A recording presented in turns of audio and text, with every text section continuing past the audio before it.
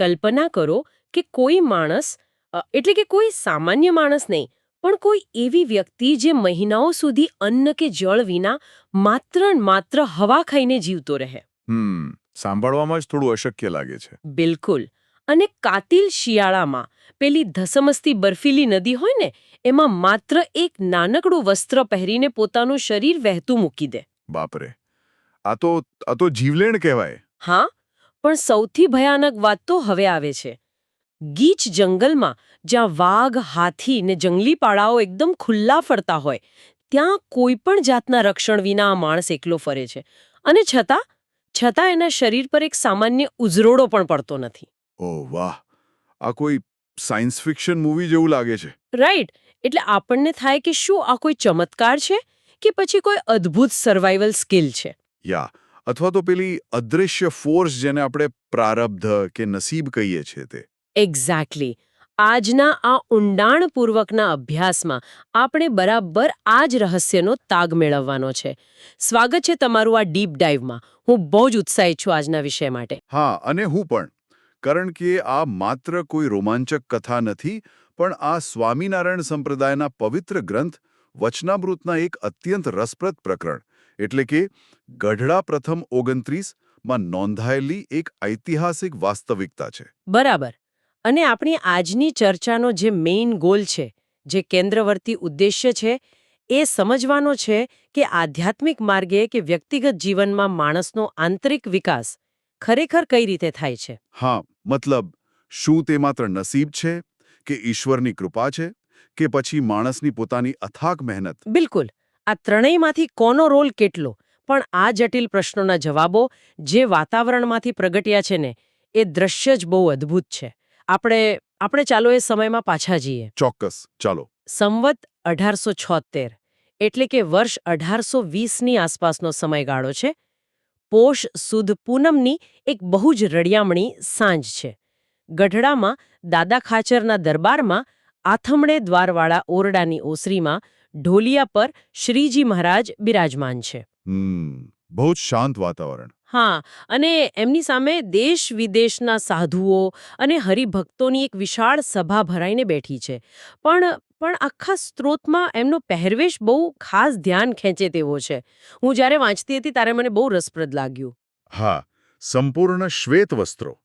સ્ત્રોતમાં સ્પષ્ટ વર્ણન છે કે તેમણે ધોળો ખેસ પહેર્યો છે, ધોળી ચાદર ઓઢી છે, માથે ધોળી પાગ બાંધી છે અને ગળામાં ધોળા પુષ્પોનો હાર પણ છે. અરે, પાઘમાં પણ ધોળા પુષ્પોનો તોરો લટકી રહ્યો છે? એક્ઝેક્ટલી. અને આ અશ્વેત રંગ માત્ર વસ્ત્રો પૂરતો સીમિત નથી.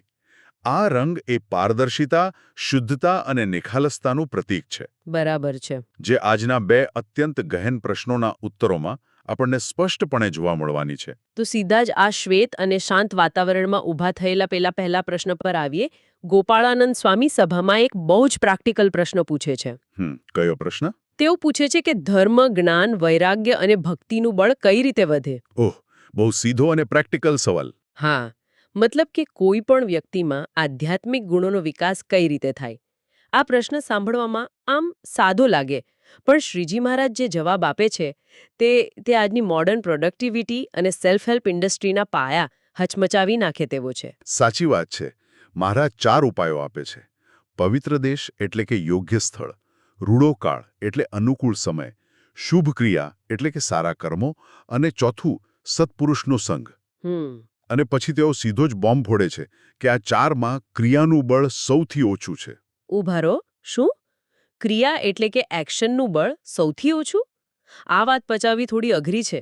અત્યારના સમયમાં દરેક મોટિવેશનલ સ્પીકર, દરેક પુસ્તક આપણને એ જ શીખવાડે છે કે તમે તમારા ભાગ્યના વિધાતા છો. હા, વિલ પાવરથી બધું જ શક્ય છે એવું જ સાંભળીએ છીએ આપણે. રાઈટ. તો શું અહીં માણસના ઈરાદાઓને, તેની સ્વતંત્ર ઈચ્છાશક્તિને સાવ નબળી ગણી લેવામાં આવી છે? ના, આ ખરેખર એક મોટો દાર્શનિક વળાંક છે. આપણે હંમેશા એવું જ માનીએ છીએ કે માણસના કર્મો જ સર્વસ્વ છે. બરાબર. પણ મહારાજ અહીં સ્પષ્ટ કરે છે કે દેશ એટલે કે તમારું આસપાસનું વાતાવરણ, કાળ એટલે સમયનો પ્રવાહ અને સંગ એટલે કે તમે કેવા લોકો સાથે ઉઠો બેસો છો, તેનો પ્રભાવ તમારી અંગત ક્રિયા કે તમારી વ્યક્તિગત ઈચ્છાશક્તિ કરતાં અનેક ગણો વધારે હોય છે. પણ જો હું મક્કમ નિર્ણય કરું તો શું આસપાસનું વાતાવરણ મારા નિર્ણય કરતાં વધારે તાકતવર હોઈ શકે ખરું? આ કોઈ નિરાશાવાદી વાત નથી, પણ માનવ મનોવિજ્ઞાનની નગ્ન વાસ્તવિકતા છે. જુઓ, તમારી ઈચ્છાશક્તિ, તમારો વિલ પાવર એક સ્નાયુ જેવો છે, જે ધીમે ધીમે થાકે છે. ઓ એક્ઝેક્ટલી, વિલ પાવર ડિપ્લીશન જેને કહેવાય છે. રાઈટ. જ્યારે વાતાવરણ અને સંગતિ એ 24 કલાક ચાલતો અદૃશ્ય પ્રવાહ છે. મહારાજ સિંધ પ્રદેશનું ઉદાહરણ આપીને સમજાવે છે. હા, સ્ત્રોતમાં એ ઉદાહરણ છે. હા, કે જો દેશ ખરાબ હોય, સમય ખરાબ ચાલતો હોય અને પાપી કે માંસાહારી લોકોનો સંગ હોય, તો તમે ગમે તેવી ઉચ્ચ કોટીની શુભ ક્રિયા કરવાનો પ્રયત્ન કરો, એ ક્રિયા આખરે ભ્રષ્ટ થઈ જ જાય છે. એટલે તમે એકલા હાથે આખા પર્યાવરણ સામે લાંબો સમય લડી શકતા નથી. બિલકુલ નહીં. આ વાતને આપણા આજના સંદર્ભમાં સમજીએ તો મને એક ઉદાહરણ યાદ આવે છે. આ તો એના જેવું થયું કે તમારા સ્માર્ટફોનમાં તમે ગમે તેવી high performance advanced app install કરો, બરાબર. જેને આપણે શુભ ક્રિયા કહીએ, પણ જો તમારા ફોનની ઓપરેટિંગ સિસ્ટમ જ વાયરસથી કરપ્ટ થઈ ગઈ હોય, એટલે કે તમારો દેશ અને સંઘ ખરાબ હોય, હા, તો પેલી એપ ક્રેશ જ થવાની. બિલકુલ. પેલી સારામાં સારી એપ પણ વારંવાર ક્રેશ જ થઈ જવાની. તમારે એપને અપડેટ કરવાને બદલે આખી ઓપરેટિંગ સિસ્ટમ બદલવી પડે. બહુ જ સરસ ઉદાહરણ આપ્યું તમે. અને બરાબર એ જ રીતે મહારાજ ઉકેલ આપે છે. તેઓ ભારપૂર્વક કહે છે કે ખરાબ દેશ અને કાળથી દૂર ભાગવું.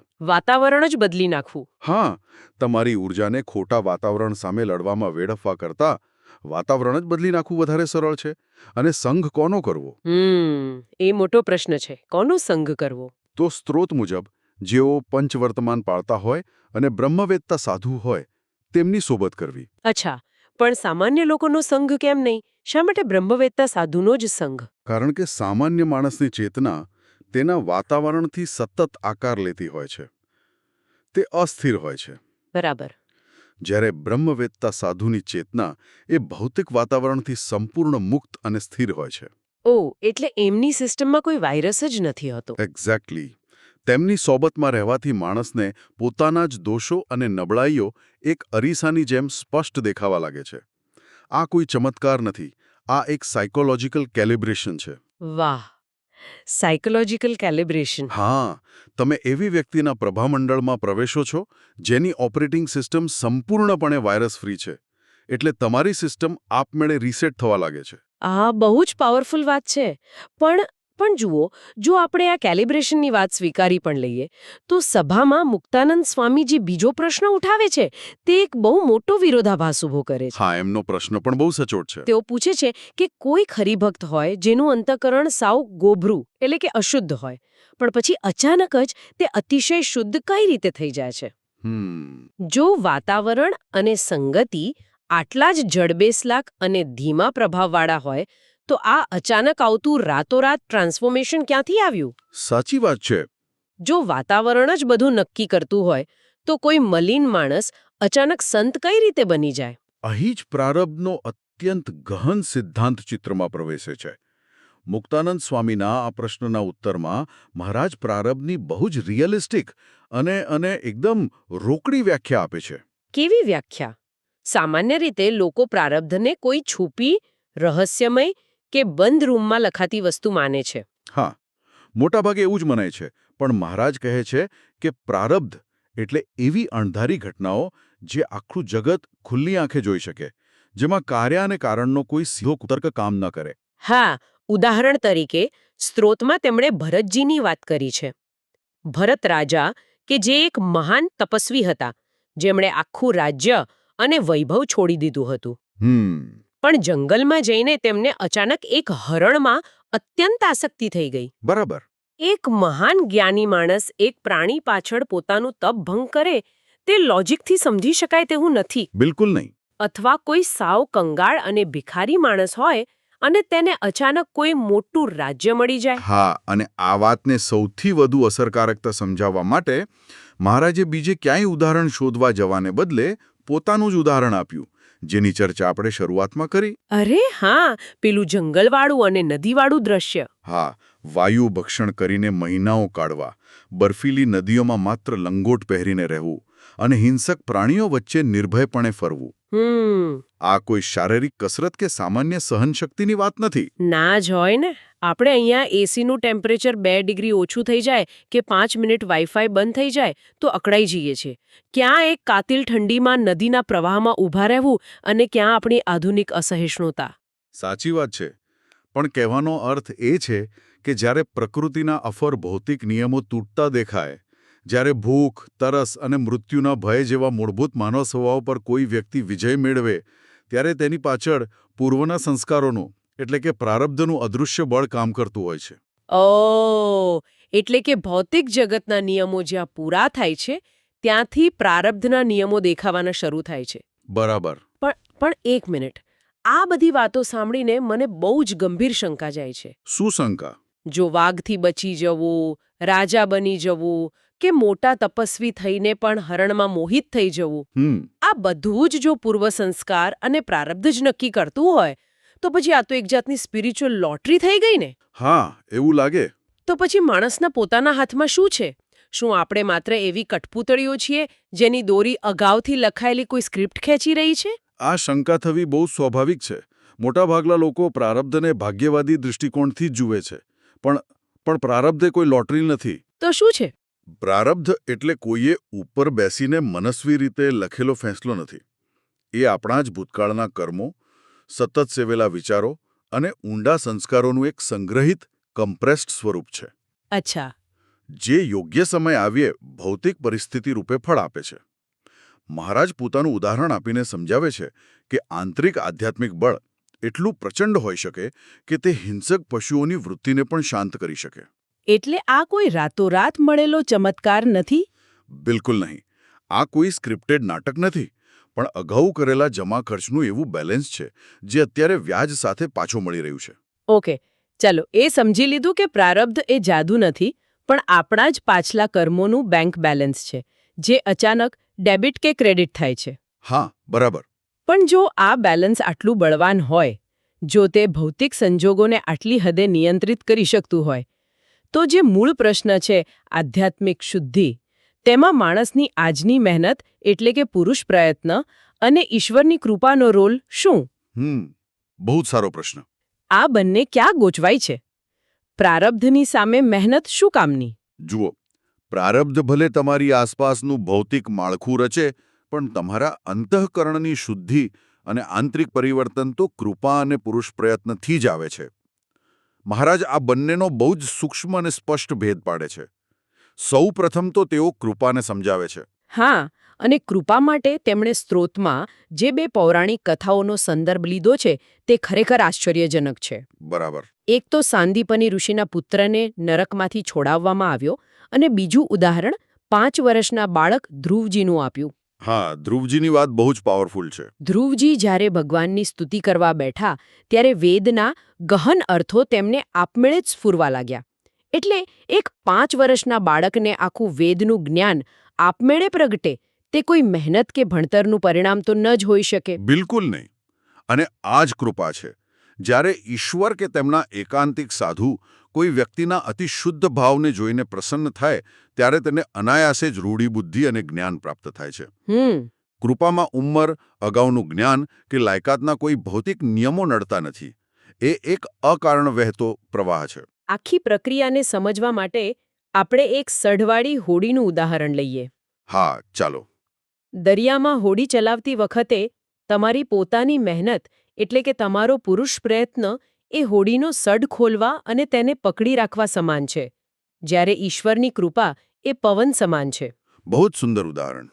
પવન ક્યારે આવશે, કેટલો આવશે તે તમારા હાથમાં નથી, પણ જો તમે સઢ જ ખોલેલો નહીં હોય તો પવન ગમે તેટલો સારો ફૂંકાતો હોય, હોડી 1 ઇંચ પણ આગળ જવાની નથી. બિલકુલ. પણ અહીં મારો પ્રશ્ન એ છે કે જો ધ્રુવજીને 5 વર્ષની ઉંમરે માત્ર કૃપાથી આખો વેદ સમજાઈ જતો હોય, તો હું શા માટે આ સઢ ખોલવાની અને પકડી રાખવાની મજૂરી કરું? શા માટે હું માત્ર હાથ જોડીને પેલા પવનની જ રાહ ન જોઉં? પુરુષ પ્રયત્નની શી જરૂર છે? આ ગૂંચવણનો જવાબ મહારાજે પુરુષ પ્રયત્નની જે અત્યંત મૌલિક વ્યાખ્યા આપી છે તેમાં છુપાયેલો છે. અચ્છા. ધ્યાનથી સાંભળો. મહારાજ એવું નથી કહેતા કે માત્ર સારા વાતાવરણમાં બેસી રહેવું કે કોઈ મંદિરમાં જઈને ક્રિયાઓ કર્યા કરવી એ પુરુષ પ્રયત્ન છે. તો શું છે? મહારાજના પોતાના શબ્દો છે. રૂડા સાધુનો સંગ કરે ને પોતે પોતાને વિચારે કરીને જે સારો થાય તેને તો પુરુષ પ્રયત્ન કહીએ. પોતે પોતાને વિચારે કરીને. આ શબ્દો બહુ ડીપ છે. એટલે કે માત્ર સારા સંગમાં બેસી રહેવું પૂરતું નથી. ના. એ તો કોઈ જીમની મેમ્બરશિપ લઈને જીમમાં બેસી રહેવા જેવું થયું. હા, અદ્ભુત રીતે પકડું તમે. સંગ કરવો એ માત્ર એક યોગ્ય વાતાવરણ કે પ્લેટફોર્મ પૂરું પાડે છે. પણ ત્યાં બેસીને પોતાના અંતઃકરણમાં ડોક્યું કરવું, પોતાના જ વિચારોને ઓબ્ઝર્વ કરવા, પોતાના દોષોનું નિરીક્ષણ કરવું. એટલે કે ઈર્ષા, ક્રોધ, અહંકાર આ બધાનું તટસ્થ નિરીક્ષણ. બરાબર. આ જે આંતરિક મનોમંથન છે, જેને આપણે સેલ્ફ રિફ્લેક્શન કહીએ છીએ, તે સાચો પુરુષ પ્રયત્ન છે. Self reflection. કૃપા એ કોઈ શૂન્યાવકાશમાં નથી વરસતી. જ્યારે માણસ આ રીતે પોતે પોતાનો વિચાર કરીને અંદરથી શુદ્ધ થવા મથે છે, ત્યારે તેની એ આંતરિક જાગૃતિ જ કૃપાને આમંત્રણ આપે છે. એટલે પેલી હોડીનો સળ માત્ર એકવાર ખોલીને બેસી જવાનું નથી હોતું. તેને પવનની દિશા પ્રમાણે, દરિયાના મોજા પ્રમાણે સતત એડજસ્ટ કરવો પડે છે. એક્ઝેક્ટલી. અને મનનું આ સતત થતું એડજસ્ટમેન્ટ એ જ સેલ્ફ રિફ્લેક્શન છે. સાવ સાચી વાત. અને આટલું સચોટ અને ગહન વિશ્લેષણ આપ્યા પછી વચનામૃતના સ્ત્રોતમાં એક બહુ જ સુંદર નોંધ છે. મહારાજ હસતા હસતા જય સચ્ચિદાનંદ કહીને વિદાય લે છે. આ હાસ્ય કોઈ સામાન્ય હાસ્ય નથી. મને પણ એવું જ લાગ્યું. કદાચ તેમાં એ સહેજતા છલકાય છે કે જે બાબતોને માણસ જાત સદીઓથી ગૂંચવી રહી છે, ભાગ્ય અને મહેનત વચ્ચે અટવાયેલી છે, તેનો ઉકેલ કેટલો પારદર્શક છે. પેલી શ્વેત પાંઘ અને શ્વેત વસ્ત્રો જેવો જ પારદર્શક. બિલકુલ. અને સૌથી મોટી વાત એ છે કે આ જ્ઞાન 1820માં જેટલું સાચું હતું, આજે પણ એટલું જ પ્રસ્તુત છે. બહુ સાચી વાત. આજે આપણે કોઈ જંગલમાં નથી ફરતા કે કોઈ આશ્રમમાં નથી રહેતા. આજે આપણો દેશ અને આપણો સંઘ એ આપણું ડિજિટલ વાતાવરણ છે. આ બહુ જ અગત્યનો મુદ્દો છે.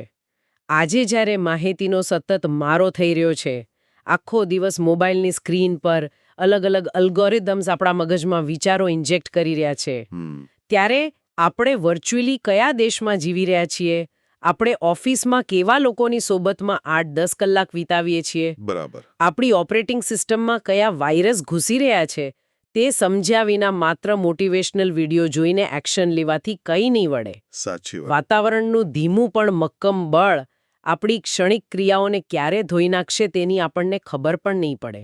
અને એટલે જ આ આખી ચર્ચાનો સાર એ છે કે આધ્યાત્મિક માર્ગે અથવા કોઈપણ પ્રકારના આંતરિક પરિવર્તન માટે યોગ્ય વાતાવરણનું ચયન, પ્રારબ્ધના પરિણામોનો સ્વીકાર અને પોતાના જ વિચારોનો તટસ્થ નિરીક્ષણ, આ ત્રણેયનો સમન્વય થવો અત્યંત જરૂરી છે. બિલકુલ. આજના ઊંડાણપૂર્વકના અભ્યાસમાંથી આપણે એટલું ચોક્કસ સમજ્યા કે ક્રિયા કરતા દેશ અને કાળ વધુ પ્રબળ છે. પ્રારબ્ધ એ કોઈ અંધશ્રદ્ધા નથી, પણ કાર્ય અને કારણનો એક અદૃશ્ય નિયમ છે. અને ઈશ્વરની કૃપા એ આત્મનિરીક્ષણનું જ વરદાન છે. રાઈટ. પણ આ ચર્ચા પૂરી કરતા પહેલા આ બધી બાબતોને જોડીને મને એક એવો વિચાર આવે છે જે કદાચ આપણી પ્રારબ્ધ અને પ્રયત્ન વિશેની આખી સમજને જ બદલી નાખે. અચ્છા, કેવો વિચાર? જુઓ, આપણે અત્યાર સુધી પ્રારબ્ધ, પુરુષ પ્રયત્ન અને કૃપાને 3 અલગ અલગ ખાનામાં મૂકીને જોતા આવ્યા છીએ, જાણે કે ત્રણે અલગ વસ્તુઓ છે. હા, સામાન્ય રીતે એમ જ જોવાય છે. પણ જરા વિચારો, જો પ્રારબ્ધના બળે માણસ વાઘ અને હાથીઓ વચ્ચે સુરક્ષિત રહી શકતો હોય, અને પુરુષ પ્રયત્ન એ માણસનું પોતાનું જ અવિરત આંતરિક મનોમંથન હોય, તો શું એવું બની શકે કે જ્યારે માણસનો એ સઘન આંતરિક પ્રયત્ન અને તેનું પૂર્વનું પ્રારબ્ધ એકદમ એક જ ફ્રીક્વન્સી પર આવી જાય? સી પડે છે. આ તો બહુ જ ઊંડો વિચાર છે. શું આ ત્રણે અલગ અલગ હોવાને બદલે આંતરિક પરિવર્તનની એક જ અખંડ યાત્રાના 3 ક્રમિક તબક્કા છે? જ્યારે મનનું વાવાઝોડું શાંત થાય અને ભાગ્યનો પવન યોગ્ય દિશામાં ફૂંકાય, ત્યારે જ પેલો સડ કૃપાના અહેસાસથી ભરાઈ જાય છે. વાહ! આ ખરેખર એક એવો પ્રશ્ન છે જેના પર દિવસના અંતે થોડો સમય એકાંતમાં બેસીને મહારાજે કહ્યું તેમ પોતે પોતાને વિચારે કરીને મનોમંથન કરવા જેવો છે. બિલકુલ. કલ્પના કરો કે બે અલગ અલગ વ્યક્તિઓ પોતાના આત્મવિકાસના માર્ગ પર ચાલવાનું શરૂ કરે છે. એટલે કે બંને એક સરખા જ પુસ્તકો વાંચે છે, બંને રોજ સવારે 1 કલાક ધ્યાન ધરે છે અને એકદમ શિસ્તબદ્ધ જીવન જીવવાનો પૂરો પ્રયત્ન કરે છે. બહુ સામાન્ય પરિસ્થિતિ છે. હા, પણ જુઓ, નવાઈની વાત એ છે કે 10 વર્ષ પછી જોવા મળે છે કે તેમાંથી એક વ્યક્તિના વિચારો અને વર્તનમાં બિલકુલ હકારાત્મક પરિવર્તન આવી ગયું છે. પણ પેલી બીજી વ્યક્તિ હજુ પણ 10 વર્ષ જૂની હતાશા, ક્રોધ અને અશાંતિ સાથે જ સંઘર્ષ કરી રહી છે. આવું શા માટે થાય છે? બરાબર. આ બહુ જ મોટો પ્રશ્ન છે કે સમાન મહેનત હોવા છતાં આવું કેમ થાય? એકદમ સાચી વાત છે. સમાન પદ્ધતિઓ હોવા છતાં કોઈ એક બિંદુએ આવીને આધ્યાત્મિક કે માનસિક પ્રગતિ કેમ અટકી જાય છે? આજના આ ગહન વિશ્લેષણમાં આપણે આ જ રહસ્યનો તાગ મેળવવાનો છે. આજનો આપણો વિષય છે આધ્યાત્મિક પવિત્રતા અને ભક્તિનું સ્થાપત્ય. અને આજના આ ગહન વિશ્લેષણ માટે આપણી પાસે જે મુખ્ય સ્ત્રોત છે તે છે વચનામૃત ગઢડા પ્રથમ 29. આ કોઈ સામાન્ય ઐતિહાસિક લખાણ નથી. ના, બિલકુલ નહીં. હું તો કહીશ કે આ માનવ મનોવિજ્ઞાન અને આંતરિક ઉત્ક્રાંતિનો એક અત્યંત સચોટ નકશો છે. જેમ એક શાનદાર ઇમારત બનાવવા માટે પાયો મજબૂત જોઈએ ને, બસ તેમ જ આધ્યાત્મિકતા માટે પણ ચોક્કસ આર્કિટેક્ચરની જરૂર પડે છે. ચોક્કસ. આ સ્ત્રોતની સૌથી મોટી વિશેષતા જે છે કે તે માત્ર ઉપદેશ નથી આપતો. મતલબ કે તે ખાલી શું કરવું તેની યાદી પકડાવવાને બદલે શા માટે અમુક વસ્તુઓ કામ કરે છે અને અમુક નથી કરતી તેના મૂળ કારણો સમજાવે છે. એટલે કે પાછળનું વિજ્ઞાન સમજાવે છે. હા, બરાબર. આપણે વારંવાર જોઈએ છીએ કે લોકો વર્ષો સુધી ભક્તિ કે સત્સંગ કરે છે, છતાં તેમની અંદર કોઈ નક્કર પરિવર્તન આવતું નથી. આ સ્ત્રોત એ સમજાવે છે કે આંતરિક શુદ્ધિ માટે નસીબ, જેને પ્રારબ્ધ કહેવાય છે, ઈશ્વરની કૃપા અને આપણી પોતાની મહેનત વચ્ચે કેવું કનેક્શન છે. તો ચાલો આને વિસ્તારથી સમજીએ. આ સ્ત્રોતની શરૂઆત એક બહુ જ શાંત દ્રશ્યથી થાય છે. શ્રીજી મહારાજ એક સભામાં બિરાજમાન છે અને તેમનો આખો પહેરવેશ શ્વેત એટલે કે સફેદ છે. હા, બિલકુલ શ્વેત વસ્ત્રો. પહેરવેશનું વર્ણન લાગે. પણ એવું નથી. ના, જો મનોવિજ્ઞાનની દ્રષ્ટિએ જોઈએ તો આ શ્વેત રંગ એ કોઈ સામાન્ય પસંદગી નથી લાગતી મને. સાચી વાત છે. શ્વેત રંગ એ સાર્વત્રિક રીતે પવિત્રતા, પારદર્શકતા અને સાત્વિકતાનું પ્રતીક છે. આ દ્રશ્ય દ્વારા એક મૌન પરંતુ બહુ જ શક્તિશાળી સંદેશ આપવામાં આવી રહ્યો છે. એટલે કે બહારનો રંગ અંદરની સ્થિતિ દર્શાવે છે. હા, અહીં સૂચવાયું છે કે આધ્યાત્મિક માર્ગ પર ચાલવા માટે વ્યક્તિનું અંતઃકરણ આ શ્વેત વસ્ત્રો જેટલું જ નિષ્કલંક હોવું જોઈએ. બહારથી દેખાતી શાંતિ એ વાસ્તવમાં અંદર ચાલી રહેલી શુદ્ધિનું જ પરિણામ હોવું જોઈએ. બરાબર. જો અંદર ઈર્ષ્યા કે ક્રોધ ભરેલો હોય અને બહારથી શ્વેત વસ્ત્રો પહેરી લઈએ તો તે માત્ર એક ઢાંકણ બની જાય છે, વાસ્તવિકતા નહીં. આ બાબત પરથી મને એક બહુ રસપ્રદ રૂપક યાદ આવે છે. જ્યારે કોઈ વ્યક્તિ બિલકુલ સફેદ અને કડક ઇસ્ત્રી કરેલો શર્ટ પહેરે છે ને, ત્યારે તેના વર્તનમાં આપોઆપ એક મોટો બદલાવ આવી જાય છે. હા, મેં પણ આ નોંધ્યું છે. હું વિચારતી હતી કે આવું કેમ થાય છે. તે ક્યાં બેસે છે, કેવી રીતે જમે છે અને ક્યાંથી ચાલે છે, તે દરેક બાબતમાં એક સતર્કતા આવી જાય છે, એક પ્રકારની હાઇપર અવેરનેસ. બરાબર. કારણ કે ડાઘ તરત દેખાઈ જાય. એક્ઝેક્ટલી. એક નાનકડો ડાઘ પણ એ સફેદ શર્ટ પર તરત જ દેખાઈ આવે છે. જો કાળા કપડાં હોય તો થોડી ધૂળ છુપાઈ જાય છે, એટલે મગજને સતત જાગૃત રહેવાની જરૂર નથી પડતી. એટલે આ શ્વેત વસ્ત્રો એ માત્ર પવિત્રતા નથી, પણ તે પવિત્રતા જાળવી રાખવા માટે જરૂરી સતત માનસિક જાગૃતિનું પ્રતીક છે. હા, અને આ એકદમ સચોટ વિશ્લેષણ છે. જ્યારે વ્યક્તિ આધ્યાત્મિક માર્ગ પર આગળ વધે છે ત્યારે તેના વિચારો પર લાગતો એક નાનો એવો અહંકારનો ડાઘ પણ તેને સ્પષ્ટ દેખાવો જોઈએ. અને આ જાગૃતિ વિના ગમે તેટલા બહારના કામ કરીએ તેની કોઈ ઊંડી અસર થતી નથી. તો અહીં પ્રશ્ન એ થાય કે જો આ સફેદ શર્ટ જેટલી માનસિક જાગૃતિ આપણું ધ્યેય છે, તો આ શર્ટને મેલો થતો કઈ રીતે અટકાવવો? અને આ જ મુદ્દો આપણને આ સ્થાપત્યના મુખ્ય સ્તંભો તરફ લઈ જાય છે. હા, કારણ કે સ્ત્રોતમાં સદ્ગુરુ ગોપાળાનંદ સ્વામી બહુ જ વ્યાવહારિક પ્રશ્ન ઉઠાવે છે. તેઓ પૂછે છે કે ભક્તિ કેમ વધતી નથી? ત્યારે મહારાજ પ્રગતિના 4 આધાર સ્તંભો આપે છે: પવિત્ર દેશ, રૂડો કાળ, શુભ ક્રિયા અને સત્પુરુષનો સંગ. હા, અને આ 4 પરિબળો માનવ વર્તનને કેવી રીતે ઘડે છે તેનું આ ઉત્તમ માળખું છે. દેશ એટલે ભૌતિક સ્થાન, કાળ એટલે સમય, ક્રિયા એટલે કર્મો અને સંગ એટલે આસપાસના લોકો. આ ચારેય ભેગા મળીને આપણી આધ્યાત્મિક ઇકોસિસ્ટમ બનાવે છે. પણ જો અહીં મારે એક કાઉન્ટર પ્રશ્ન કરવો છે. સામાન્ય રીતે આપણને એવું શીખવવામાં આવે છે કે ક્રિયા એટલે કે આપણા કર્મો જ સૌથી મહત્વના છે. મોટાભાગના લોકો એવું જ માને છે. તો જો વ્યક્તિના કર્મો સારા હોય, જો તે પ્રામાણિક હોય, તો પછી તે ક્યાં રહે છે કે કોની સાથે રહે છે તેનાથી શું ફરક પડે? મહારાજ ક્રિયા કરતા દેશ અને સંઘને આટલું બધું મહત્વ કેમ આપે છે? આ થોડું ઉલટું નથી લાગતું? આ ખરેખર બહુ ઊંડો પ્રશ્ન છે. અને આનો જવાબ માનવ મનોવિજ્ઞાનના એક અફર નિયમમાં છુપાયેલો છે. નિયમ એ છે કે વાતાવરણ હંમેશા આપણા ઈરાદાઓ પર હાવી થઈ જાય છે. એટલે કે વિલ પાવર હારી જાય છે? હા, આપણી ઈચ્છાશક્તિ બહુ મર્યાદિત હોય છે. સ્ત્રોતમાં સ્પષ્ટ ચેતવણી છે કે જો કોઈ દુરાચારી લોકોની સંગતમાં બેસે તો તેની શુભ ક્રિયા પણ ધીમે ધીમે બગડી જાય છે. એક સડેલું સફરજન આખી ટોપલીને બગાડે છે. બરાબર. આને એક આધુનિક ઉદાહરણથી સમજીએ. ધારો કે કોઈ વર્લ્ડ ક્લાસ શેફ છે. તેની રસોઈ બનાવવાની ક્રિયા અદ્ભુત છે, પરંતુ જો તે શેફને એવા રસોડામાં મૂકવામાં આવે જ્યાં બધું જ શાકભાજી સડેલું હોય અને આસપાસ કચરો પડેલો હોય, અરે બાપ રે! તો શું તે કોઈ સારી વાનગી બનાવી શકશે? કોઈ પણ સંજોગોમાં નહીં. ગમે તેટલો મહાન શેફ હોય, પણ તે ખરાબ સામગ્રી અને ખરાબ વાતાવરણમાંથી સારી વાનગી તો ન જ બનાવી શકે. બિલકુલ.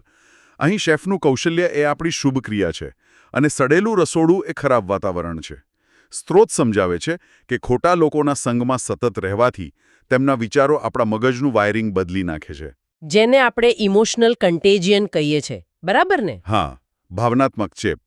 એટલે જ મહારાજ ભારપૂર્વક કહે છે કે ભક્તિ વધારવાનો એકમાત્ર માર્ગ ખરાબ વાતાવરણથી બચવું તે જ છે અને સાચા સંતનો સંગ કરવો. પણ આ સાંભળીને એમ થાય કે વાતાવરણ ખરેખર બહુ મોટું પરિબળ છે. પણ જો વાતાવરણ જ બધું નક્કી કરતું હોય, તો પછી કોઈ અત્યંત ખરાબ સંગતમાં હોય અને છતાં અચાનક જ શુદ્ધ થઈ જાય, એવું પણ બને છે ને? હા, ઇતિહાસમાં એવા દાખલાઓ છે. તો આ ચમત્કાર કેવી રીતે થાય છે? અને આ જ પ્રશ્ન આપણને આજના સ્ત્રોતની સૌથી ગહન ચર્ચા તરફ લઈ જાય છે. બરાબર છે. આ જ વિરોધાભાસ મુક્તાનંદ સ્વામીના પ્રશ્નમાં દેખાય છે. તેઓ પૂછે છે કે કોઈ વ્યક્તિ શરૂઆતમાં મલિન હોય પણ પછી શુદ્ધ થઈ જાય તો તેનું કારણ શું? શું આ પૂર્વજન્મના સંસ્કાર એટલે કે પ્રારબ્ધ છે? કે પછી ભગવાનની કૃપા છે? હા, કે પછી વ્યક્તિની પોતાની મહેનત એટલે કે પુરુષ પ્રયત્ન છે? આ 3 પરિબળો સમજવા બહુ જરૂરી છે. તો ચાલો એક પછી એક વિશ્લેષણ કરીએ. સૌથી પહેલા આવે છે પ્રારબ્ધ. સામાન્ય રીતે આપણે કહીએ છીએ કે નસીબમાં હશે તે થશે. પણ ખરેખર પ્રારબ્ધ શું છે? મહારાજ પ્રારબ્ધની ચોક્કસ વ્યાખ્યા આપે છે, જે સામાન્ય માનવીય સમજ કે કારણ પરિણામના સિદ્ધાંતથી સાવ બહાર હોય ને તે પ્રારબ્ધ છે. સ્ત્રોતમાં એક બહુ શક્તિશાળી ઉદાહરણ છે જળભરતનું. ઓ હા, જળભરતની કથા. હા, તેઓ એક મહાન રાજા હતા જેમણે પોતાનું આખું સામ્રાજ્ય ત્યજી દીધું હતું. જંગલમાં જઈને કઠોર તપસ્યા કરી. છતાં અંતિમ તબક્કામાં તેમને એક હરણના નાના બચ્ચા પ્રત્યે અત્યંત મોહ થઈ ગયો. આ ખરેખર એક સાયકોલોજીકલ પેરેડોક્સ છે. કોઈ આખું સામ્રાજ્ય છોડી શકે, પણ એનું મન એક સામાન્ય પ્રાણીમાં અટવાઈ જાય. આમાં કોઈ તર્ક નથી દેખાતો. અને તર્કનો આ અભાવ જ તેને પ્રારબ્ધ સાબિત કરે છે. મનોવિજ્ઞાનની ભાષામાં કહીએ તો દબાયેલી લાગણી બહાર આવી ગઈ. પણ આધ્યાત્મિક રીતે આ એવી શક્તિ છે જે વર્તમાન પ્રયત્નો કરતાં વધુ બળવાન છે. સાચી વાત છે. એવી જ રીતે મહારાજ પોતાનું પણ ઉદાહરણ આપે છે. જ્યારે તેઓ નીલકંઠ વર્ણી રૂપે જંગલમાં ફરતા હતા ત્યારે માત્ર હવા પર નિર્વાહ કર્યો, કડકડતી ઠંડી અને વરસાદમાં માત્ર એક કાપડ પહેરીને રહ્યા, છતાં હિંસક પશુઓ વચ્ચે સલામત રહ્યા. બાયોલોજીની દૃષ્ટિએ જોઈએ તો આ તો અશક્ય છે. સર્વાઇવલ ઇન્સ્ટિંક્ટ અહીં નિષ્ફળ જાય છે. બિલકુલ. જ્યારે બાયોલોજીની હદ પૂરી થાય અને છતાં કંઈક બને તો તે પ્રારબ્ધ છે. બરાબર. પ્રારબ્ધ આપણા કાબૂમાં નથી. તો હવે બીજો મુદ્દો, કૃપા. કૃપા એટલે શું? કૃપા એ સંપૂર્ણપણે બાહ્ય હસ્તક્ષેપ છે. જ્યારે કોઈ સર્વોચ્ચ સત્તા કે સંત અતિશય પ્રસન્ન થઈને કંઈક આપે જેમાં વ્યક્તિની પોતાની કોઈ જ લાયકાત ન હોય. એટલે કે કોઈ કારણ વગર. હા, પ્રારબ્ધમાં તો પૂર્વજન્મનો હિસાબ હોય છે, પણ કૃપામાં કોઈ કારણ હોવું જરૂરી નથી. સ્ત્રોતમાં આના ઉદાહરણો ખરેખર વિચારવા જેવા છે. જેમ કે સાંદીપની ઋષિના પુત્રનું નરકમાંથી પાછું આવવું, અથવા પેલું 5 વર્ષના ધ્રુવજીનું ઉદાહરણ. હા, ધ્રુવજીને ભગવાને દર્શન આપ્યા. અને અચાનક જ એ નાના બાળકને વેદના અત્યંત કઠિન શ્લોકો સ્ફુરી ગયા. હવે કોઈ 5 વર્ષના બાળકે વેદનો અભ્યાસ તો ન જ કર્યો હોય ને. આમાં બાળકની કોઈ મહેનત નહોતી, કેવળ કૃપા જ હતી. સાચી વાત. આ ઉદાહરણો બતાવે છે કે પ્યોર ગ્રેસ અથવા શુદ્ધ કૃપા કોને કહેવાય. પણ જુઓ, આ બધું સાંભળીને મનમાં મોટો પ્રશ્ન થાય છે. જો પ્રારબ્ધ એ લોટરી લાગવા જેવું છે અને કૃપા એ કોઈ પાવરફુલ વ્યક્તિ તરફથી મળેલો વીઆઈપી પાસ છે, તો પછી આપણી મહેનતનું શું? બહુ વ્યાજબી પ્રશ્ન છે. શું આપણે માત્ર કોઈ ચમત્કારની આશામાં બેસી રહેવાનું? આ તો બહુ જ નિરાશાજનક વિચારધારા થઈ ગઈ ને. બિલકુલ. અને જો માત્ર પ્રારબ્ધ અને કૃપા પર ચર્ચા અટકી ગઈ હોત તો એવું જ થાત. પણ અહીં જ મહારાજ સૌથી અગત્યની વાત કરે છે: પુરુષ પ્રયત્ન. પુરુષ પ્રયત્ન એટલે કે આપણી પોતાની અંગત મહેનત. હા, પણ અહીં મહેનતનો અર્થ માત્ર કલાકો સુધી બેસી રહેવું એવો નથી થતો. મહારાજ કહે છે કે સાચા સંતનો સંગ કરવો અને પોતે પોતાને વિચારે કરીને જે સારો થાય તેને પુરુષ પ્રયત્ન કહેવાય. પોતે પોતાને વિચારે કરીને એટલે કે સતત આત્મનિરીક્ષણ કરવું, પોતાના દોષો અને નબળાઈઓને ઓળખવા અને તેને સુધારવા માટે પ્રામાણિકતાથી મથવું. બરાબર. એટલે કુસંગથી દૂર રહેવું એ કોઈ નસીબની વાત નથી, એ આપણો પોતાનો પ્રયત્ન છે. પણ મારો પ્રશ્ન એ છે કે આ આપણો નાનકડો પ્રયત્ન પેલા પ્રારબ્ધ અને કૃપા સામે કેવી રીતે ટકી શકે? આ બહુ મહત્વનું મિકેનિઝમ છે. પ્રયત્ન એ કૃપા સાથે સ્પર્ધા નથી કરતો, તે કૃપાને ખેંચવાનો ચુંબક બને છે. એટલે તે કૃપા આકર્ષિત કરે છે. હા, જ્યારે વ્યક્તિ પોતાના દોષો સુધારવા મથે છે ત્યારે તે પોતાના મગજની રચના બદલે છે. જ્યારે આવી વ્યક્તિ સાચા સંતના સંપર્કમાં આવે છે ત્યારે તેની પ્રામાણિકતા જોઈને સંત રાજી થાય છે અને પરિણામે કૃપા આપોઆપ વરસી પડે છે. આ અદ્ભુત વિભાવના છે. આના પરથી મને એક બીજું રૂપક યાદ આવે છે. હા, ચોક્કસ જણાવો. ધારો કે કૃપા એ એક ધોધ છે જે સતત વહી રહ્યો છે. પણ જો આપણું અંતઃકરણ એક એવા ઘડા જેવું હોય જેમાં અહંકારના કાણા પડેલા હોય, તો ધોધ નીચે રાખવા છતાં તેમાં એક ટીપું પાણી નહીં ટકે. બહુ જ સરસ ઉદાહરણ છે આ. પુરુષ પ્રયત્ન એટલે એ ઘડાના કાણા શોધવા અને તેને પૂરવાની પ્રક્રિયા. જ્યારે ઘડો સાજો થઈ જાય ત્યારે કૃપાનું એક બૂંદ પણ તેને છલકાવી દેશે. એકદમ યથાર્થ. મહેનત એ કૃપાને ઝીલવા માટેની પાત્રતાનું નિર્માણ કરે છે. માત્ર નસીબના ભરોસે બેસી રહેવું એ સાધકનું લક્ષણ નથી. તો આજના આ આખા ઊંડાણપૂર્વકના વિશ્લેષણના મુખ્ય મુદ્દાઓ તારવીએ તો કેટલાક બહુ સ્પષ્ટ નિયમો મળે છે. સૌથી પહેલું, આંતરિક શુદ્ધિ વગર બાહ્ય પવિત્રતા અધૂરી છે. બરાબર છે. બીજું, આપણું વાતાવરણ એટલે કે સંઘ અને દેશ આપણી ક્રિયાઓ કરતાં વધુ પ્રભાવશાળી છે. અને ત્રીજું, નસીબ કે કૃપાની રાહ જોયા વગર મહેનત કરવાથી જ આધ્યાત્મિક પ્રગતિ થાય છે. ઘડાના કાણા તો આપણે જ પૂરવા પડશે.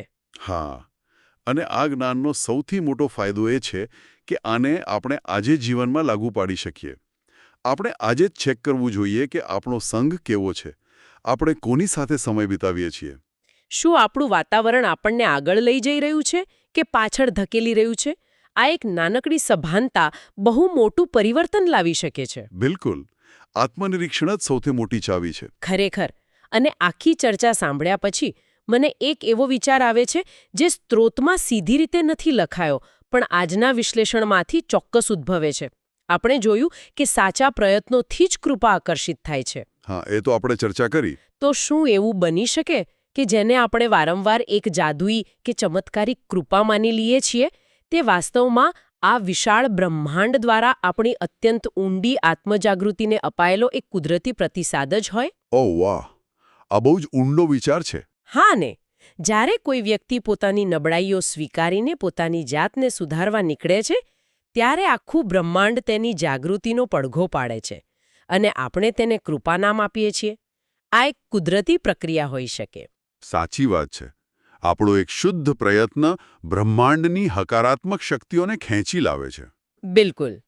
તો આ ઊંડા વિચાર સાથે શ્રોતાઓને પોતાના જીવનમાં મનન કરવા માટે છોડી દઈએ. તો શું એવું બની શકે કે કોઈ વ્યક્તિની બધી જ સારી આદતો, એની રોજની એકદમ કઠોર શિસ્ત, પૂજાપાઠ અને એનું મજબૂત સંકલ્પ પણ આ બધું જ સાવ નકામું સાબિત થાય માત્ર એટલા માટે કે એક ખોટા વાતાવરણમાં છે?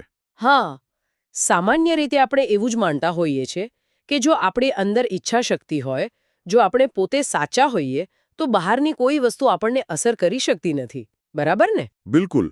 પણ આજે આપણે એક એવા સ્ત્રોત પર ચર્ચા કરવાના છીએ જે આ માન્યતાના મૂળિયાં જ હચમચાવી નાખશે. આજના આ ગહન અધ્યયનમાં આપણો આધાર છે ધર્માદિક સહિત ભક્તિની વૃદ્ધિના 4 પાયા નામનો એક અત્યંત પ્રભાવશાળી લેખ. અને આ કોઈ સામાન્ય ધાર્મિક લખાણ નથી. આ માનવ મનોવિજ્ઞાન, આપણી આદતો અને આપણા વાતાવરણ વચ્ચેના ઘર્ષણનું બહુ જ ઊંડું વિશ્લેષણ છે. હું તો કહીશ કે આજના સમય માટે આ બહુ જ પ્રસ્તુત છે. સાચી વાત. એટલે આપણો મુખ્ય હેતુ એ સમજવાનો છે કે શા માટે માત્ર સારી દેખાતી ક્રિયાઓ પૂરતી નથી હોતી અને કેમ આપણું વાતાવરણ આપણી ઈચ્છાશક્તિ પર હાવી થઈ જાય છે. આ બધું જ આપણે ઊંડાણથી સમજવાના છીએ. હા, અને આ ચર્ચા ખરેખર આપણા રોજિંદા જીવનના ઘણા નિર્ણયોને એક નવો દૃષ્ટિકોણ આપશે. તો જુઓ, આ આખી વાતની શરૂઆત એક બહુ જ રસપ્રદ અને સચોટ પ્રશ્નથી થાય છે. સ્ત્રોતમાં એવો ઉલ્લેખ છે કે સદ્ગુરુ ગોપાળાનંદ સ્વામી દ્વારા શ્રીજી મહારાજને એક ગહન પ્રશ્ન પૂછવામાં આવ્યો હતો. ઓહ, તો મૂળ વાત ત્યાંથી શરૂ થાય છે. હા, અને અહીં એ પ્રશ્નના શબ્દો બહુ જ મહત્વના છે. તેમણે સીધું એવું નહોતું પૂછ્યું કે ભક્તિ કેવી રીતે વધે અથવા માણસ આધ્યાત્મિક રીતે આગળ કેવી રીતે વધે. તો પ્રશ્ન શું હતો બરાબર? તેમનો પ્રશ્ન બહુ જ સ્પેસિફિક હતો. તેમણે પૂછ્યું કે ધર્મ, જ્ઞાન અને વૈરાગ્ય સાથેની ભક્તિ કેવી રીતે વધે. ઠીક છે, તો ચાલો આ બાબતને થોડી ખોલીને સમજીએ. કારણ કે સામાન્ય રીતે જ્યારે આપણે ભક્તિ શબ્દ સાંભળીએ એટલે તરત જ મગજમાં મંદિરમાં આંખો બંધ કરીને બેઠેલી કોઈ ભાવવિભોર વ્યક્તિનું ચિત્ર ઊભું થાય. બરાબર છે, મોટાભાગના લોકો એવું જ વિચારે છે. તો પછી આ ધર્મ, જ્ઞાન અને વૈરાગ્યને ભક્તિ સાથે જોડવાની શું જરૂર પડી ગઈ? એટલે જો હું આને એક ઉદાહરણ દ્વારા સમજવાનો પ્રયત્ન કરું, ધારો કે આપણે એક બહુમાળી ભવ્ય ઇમારત બનાવી રહ્યા છીએ. હા. હવે એ ઇમારતનું જે આકર્ષક રંગરોગાણ છે, બહારની સુંદરતા છે, તે ભક્તિ છે. પણ એ સુંદરતા હવામાં તો ટકશે નહીં ને. બિલકુલ નહીં. એને ટકાવી રાખવા માટે જમીનની અંદર એક મજબૂત પાયો જોઈએ, જે ધર્મ એટલે કે નિયમો છે. બીજું, એ ઇમારત પવનમાં કે ભૂકંપમાં પડી ન જાય તે માટે એન્જિનિયરિંગની સ્પષ્ટ સમજણ જોઈએ, જે જ્ઞાન છે. હા, એકદમ સાચું. અને ત્રીજું, ઇમારત બનાવતી વખતે જે વધારાનો કાટમાળ કે બિનજરૂરી વસ્તુઓ ભેગી થઈ હોય તેને દૂર કરવી પડે, તે વૈરાગ્ય એટલે કે અનાસક્તિ છે. તો મારો પ્રશ્ન એ છે કે જો કોઈ વ્યક્તિ આ પાયા, એન્જિનિયરિંગ કે સફાઈની ચિંતા કર્યા વગર માત્ર રંગરોગાણ જ કર્યા કરે, માત્ર ભક્તિ જ કર્યા કરે, તો વાસ્તવમાં શું પરિણામ આવે? અરે વાહ, આ ઇમારતનું ઉદાહરણ તો એકદમ સચોટ છે. જો પાયામાં ધર્મ, જ્ઞાન અને વૈરાગ્ય ન હોય તો એ ભક્તિ બહુ જલ્દી એક ખતરનાક વળાંક લઈ શકે છે. ખતરનાક વળાંક એટલે કેવી રીતે? એટલે કે તે માત્ર લાગણીઓના ઉભરામાં કે અંધશ્રદ્ધામાં ફેરવાઈ જાય છે. જુઓ, ધર્મ વ્યક્તિને એક સીમામાં રાખે છે. તેને નૈતિકતા અને અનૈતિકતા વચ્ચેનો ભેદ શીખવે છે. જો નિયમો જ ન હોય તો માણસ ભક્તિના નામે પોતાનો અહંકાર પોષવા માંડે છે. હા, મેં આવા ઘણા કિસ્સાઓ જોયા છે જ્યાં લોકો ધર્મના નામે કંઈ પણ કરતા હોય છે. એ જ તો. અને જ્ઞાન, જે તમે એન્જિનિયરિંગની વાત કરીને, તે એ સમજણ આપે છે કે આપણે શું કરી રહ્યા છીએ અને શા માટે કરી રહ્યા છીએ. જ્ઞાન વગરની ભક્તિ આંધળું અનુકરણ બની જાય છે. એટલે કોઈકે કીધું અને આપણે કરવા માંડ્યા વગર કોઈ તર્ક કે સમજણે. બરાબર.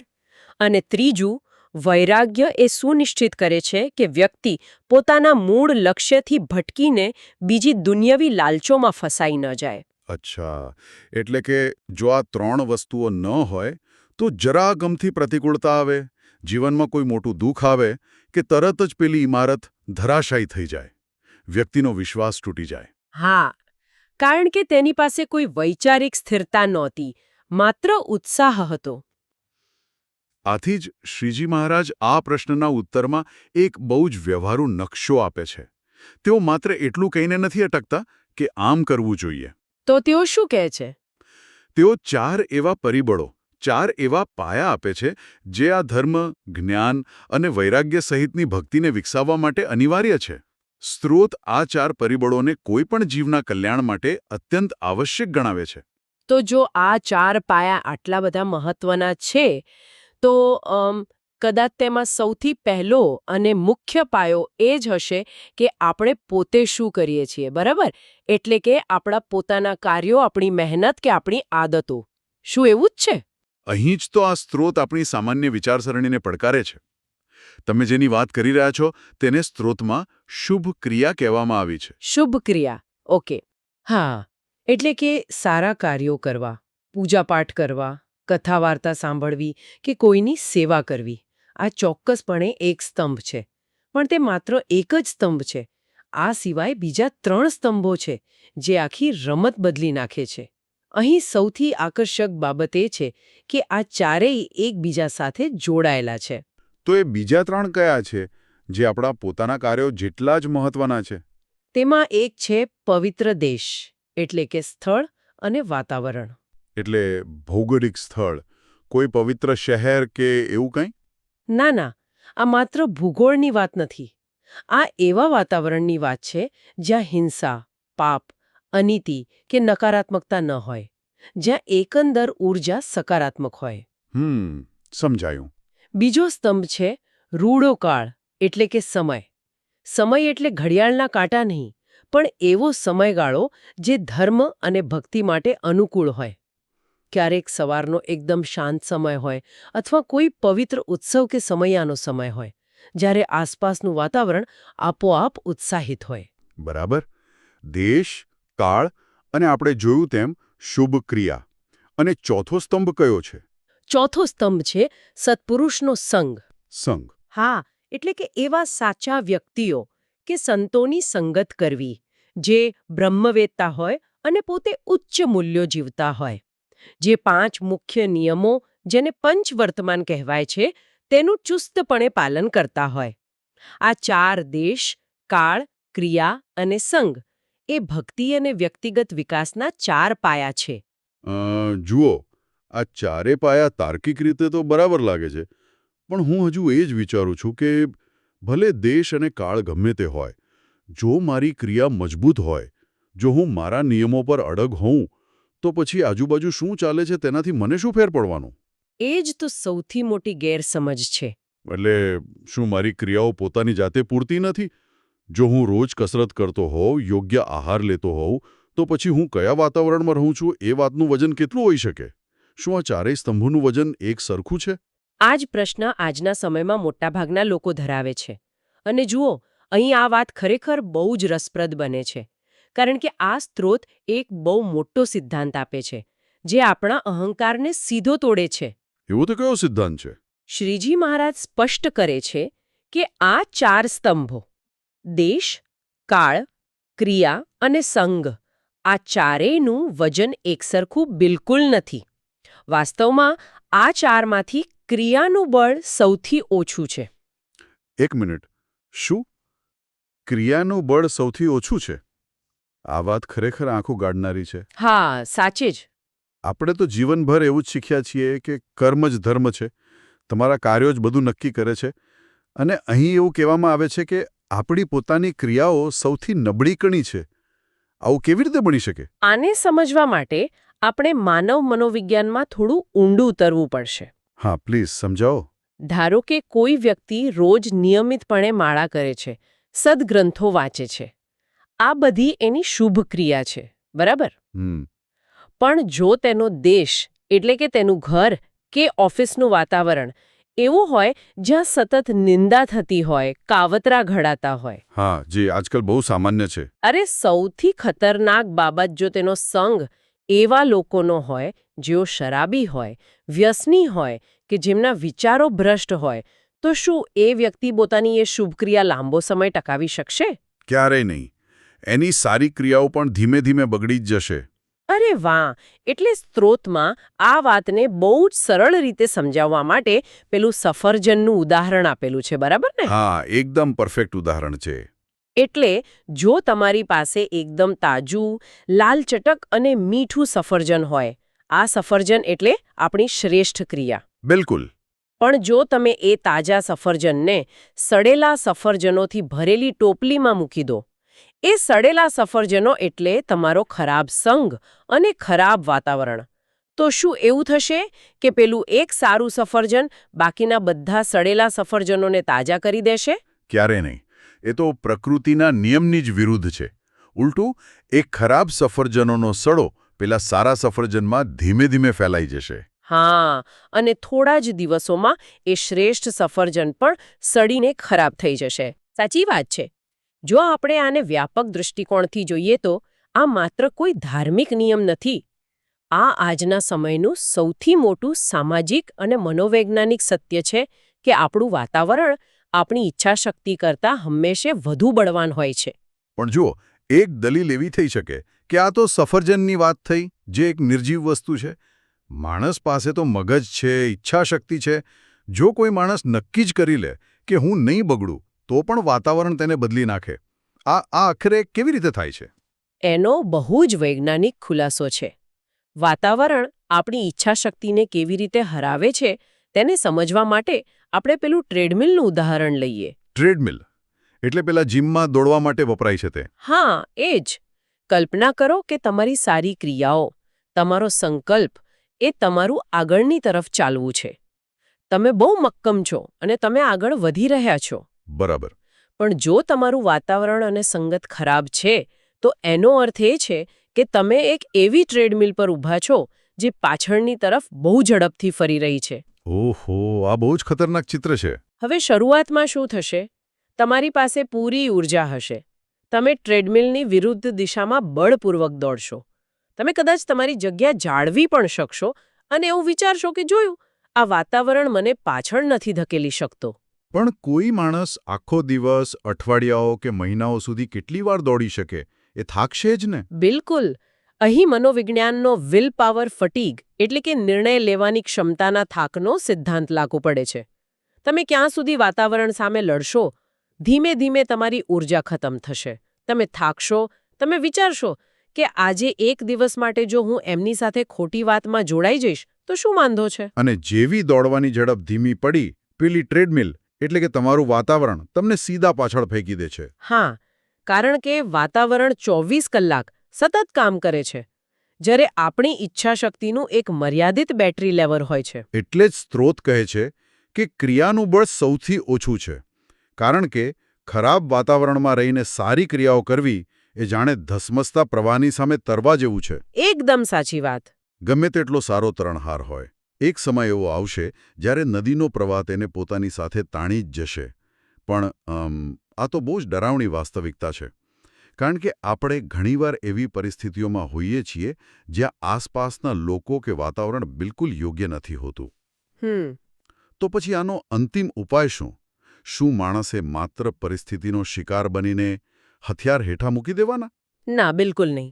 સ્ત્રોત અહીં એક બહુ જ ક્રાંતિકારી અને સ્પષ્ટ ઉકેલ આપે છે. શ્રીજી મહારાજ કોઈ મધ્યમ માર્ગ નથી બતાવતા. તો તેઓ શું આદેશ આપે છે?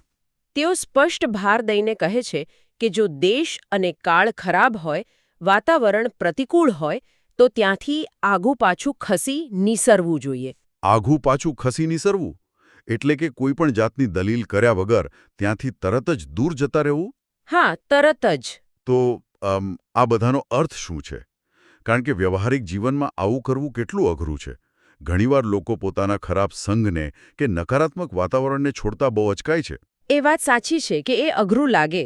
કોઈ કહેશે કે આ તો મારા નાનપણના મિત્રો છે, અથવા કોઈને એવો ખોટો આત્મવિશ્વાસ હોય, ક્યારે હું તો સાચો જ છું, હું કાદવમાં રહીશ પણ મારા ઉપર છાંટો નહીં ઉડે, હું તો ઉલટાનું એમને સુધારી દઈશ.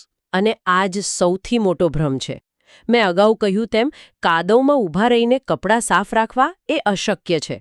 સ્ત્રોત બહુ સ્પષ્ટ ચેતવણી આપે છે કે ખરાબ સંઘની અસરથી દુનિયાનો કોઈ પણ સામાન્ય માણસ બચી શકતો નથી. હા, એ પેલી સડેલા સફરજનવાળી વાત જ પાછી આવી ગઈ. બિલકુલ.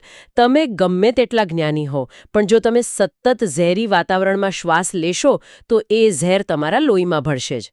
એટલે જ ત્યાંથી ખસી જવું એ કોઈ કાયરતા નથી, પણ એ સૌથી મોટી બુદ્ધિમાની છે. તમારી ઊર્જા વાતાવરણ સાથે લડવામાં વેડફવા કરતાં વાતાવરણ જ બદલી નાખવું વધુ સહેલું છે. બરાબર. પણ વાતાવરણ બદલીને પછી જવું ક્યાં? કારણ કે સાવ એકલા ખાલી જગ્યામાં તો કોઈ રહી ન શકે. અહીં આવે છે સૌથી મોટો ઉકેલ, સાચો સંગ. મહારાજ કહે છે કે હંમેશા સાચા અને એકાંતિક સંતોનો જ સંગ કરવો જોઈએ. એક મિનિટ, મારે અહીં તમને જરા અટકાવવા પડશે. આ એકાંતિક સંત એટલે શું? કારણ કે દુનિયામાં ઘણા સારા માણસો છે, ઘણા એવા લોકો છે જે કોઈનું ખરાબ નથી કરતા. તો સામાન્ય સારો માણસ અને આ સ્ત્રોતમાં ઉલ્લેખિત એકાંતિક સંતમાં શું તફાવત છે? આ બહુ જ અગત્યનો પ્રશ્ન છે. એકાંતિક સંત કોઈ માત્ર ભલા કે સીધા-સાધા માણસ નથી હોતા. તો કોને કહેવાય એકાંતિક સંત? સ્ત્રોત મુજબ એકાંતિક એ છે જેના જીવનમાં પેલા 4 પાયા ધર્મ, જ્ઞાન, વૈરાગ્ય અને ભક્તિ આ ચારે 100% સિદ્ધ થયેલા હોય. અચ્છા, એટલે આપણે જેની શરૂઆતમાં વાત કરી હતી તે? હા, જેઓ પંચવર્તમાન એટલે કે નિષ્કામ, નિર્લોભ, નિર્સ્વાદ, નિર્સ્નેહ અને નિર્માનીપણાના કડક નિયમોનું પાલન કરતા હોય. આવા સંતોની વિશેષતા એ હોય છે કે તેમનું પોતાનું આંતરિક વાતાવરણ એટલું મજબૂત હોય છે કે બાહ્ય દુનિયા તેમને અસર નથી કરી શકતી. ઓહ, એટલે કે જો આપણે ટ્રેડમિલવાળા ઉદાહરણ પર પાછા જઈએ તો આવા એકાંતિક સંતનો સંગ કરવો એ એક એવી ટ્રેડમિલ પર ચઢી જવા સમાન છે જે પહેલેથી જ આગળની દિશામાં યોગ્ય ધ્યેય તરફ બહુ ઝડપથી જઈ રહી છે. અરે વાહ! બિલકુલ. અને આ જ સૌથી મોટી જાદુઈ વાત છે. એટલે પછી આપણે બહુ મહેનત નથી કરવી પડતી. ના, સ્ત્રોત નોંધે છે કે ભક્તિમાં કે જીવનમાં કોઈ પણ ક્ષેત્રમાં સૌથી મોટો અને ઝડપી ઉછાળો માત્ર સંગથી જ આવે છે. જ્યારે તમે આવા ઉચ્ચ વિચારોવાળા, શુદ્ધ વ્યક્તિઓના સંગમાં આવો છો, ત્યારે તમારે આગળ વધવા માટે પેલી ઈચ્છાશક્તિ નીચોવવી નથી પડતી. બરાબર છે. તમે માત્ર એ સંગમાં ઊભા રહો છો અને એ વાતાવરણની ઊર્જા જ તમને આપોઆપ ઊર્ધ્વ ગતિ તરફ ખેંચી જાય છે. આનો અર્થ તો એ થયો કે આપણો વિકાસ એ આપણા સંઘર્ષનું પરિણામ ઓછું અને આપણી પસંદગીનું પરિણામ વધારે છે. આપણે કોની સાથે રહીએ છીએ તે નક્કી કરે છે કે આપણે ક્યાં પહોંચીશું. ચોક્કસ. સંગ એ એક એવું બળ છે જે તમારી સામાન્ય રોજિંદી ક્રિયાઓને પણ અસાધારણ પરિણામોમાં ફેરવી શકે છે. જો પાયો મજબૂત હશે અને સંગ સાચો હશે તો ભક્તિ અને કલ્યાણનો માર્ગ અત્યંત સરળ બની જાય છે. તો આજના આ પૂરા અધ્યયનના મુખ્ય મુદ્દાઓને જો આપણે એક સારાંશમાં બાંધવા હોય તો એવું કહી શકાય કે માત્ર સારા કાર્યો કરવા કે માત્ર રૂટીન ફોલો કરવું એ પૂરતું નથી. ક્રિયાઓ જરૂરી છે, તેના વગર તો શરૂઆત જ નથી થતી. પણ જો તે ક્રિયાઓને યોગ્ય વાતાવરણ, યોગ્ય સમય અને સૌથી વિશેષ સાચી સંગતનું પીઠબળ ન મળે તો તે ગમે તે ઘડીએ નિષ્ફળ જઈ શકે છે. સાચી વાત છે. આપણી ભક્તિ કે આપણો કોઈ પણ સારો પ્રયાસ ત્યારે જ ફળે છે જ્યારે તેની પાછળ ધર્મ, જ્ઞાન અને વૈરાગ્યની સમજણ હોય અને આપણી આસપાસ એવા લોકો હોય જે આપણને નીચે ખેંચવાના બદલે ઉપર ઉઠાવતા હોય. અને હું તો કહીશ કે આ જ્ઞાન કોઈ પોથીમાં વાંચીને મૂકી દેવા માટે નથી. હા, આ તો આપણા સૌ માટે બહુ પ્રેક્ટિકલ છે. આ એક મિરર છે, એક અરીસો છે જેમાં દરેકે પોતાની જાતને જોવાની છે. સાંભળનારે આજે જ આત્મનિરીક્ષણ કરવું જોઈએ કે પોતાની આસપાસનું વાતાવરણ કેવું છે, પોતાનું મિત્ર વર્તુળ, આપણે જે કન્ટેન્ટ જોઈએ છે એ કેવું છે. હા, શું તેઓ આપણા ધ્યેયોને સમર્થન આપે છે કે પછી આપણે જાણતા અજાણતા પેલી સડેલા સફરજનોની ટોપલીમાં જ ગોઠવાઈ ગયા છીએ? ક્યો નથી.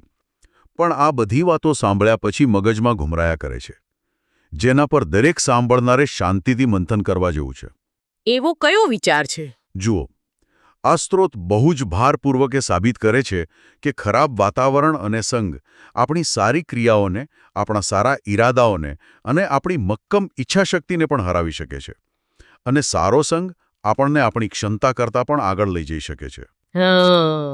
તો વિચારવા જેવી વાત એ છે કે જો આપણા કાર્યો, આપણી નિષ્ફળતા કે આપણી સફળતા મહદ અંશે આપણા વાતાવરણ અને આપણી સંગત પર જ આધારિત હોય તો જીવનમાં આપણે જે પણ સિદ્ધિઓ મેળવીએ છીએ શું તે ખરેખર આપણા પોતાના અંગત પ્રયત્નોનું જ પરિણામ છે?